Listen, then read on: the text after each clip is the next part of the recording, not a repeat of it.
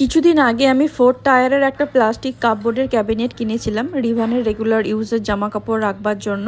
তোমরা অনেকে জানতে চেয়েছো এটার ব্যাপারে। টোটাল 4টে র্যাকেই আমি রিভানের জিনিস রেখেছি। প্রথমটাতে জামা প্যান্ট আছে, দ্বিতীয়টাতে রয়েছে রুমাল, তোয়ালে, কটন কাপড়, ছোটোখাটো খুচরো জিনিস। 3 নম্বর র্যাকটায় পুরোটাই কাঁথা আছে, যেগুলো ডিম্মা আর ঠামাই মিলে বানিয়ে দিয়েছে হাতে।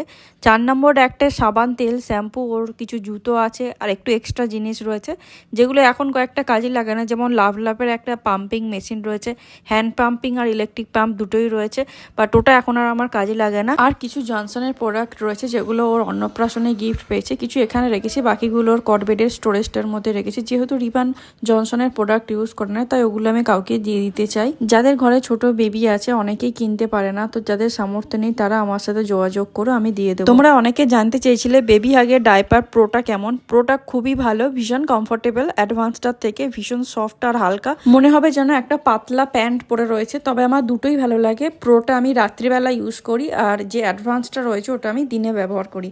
আর ভিডিওটা ভালো লাগলে অবশ্যই লাইক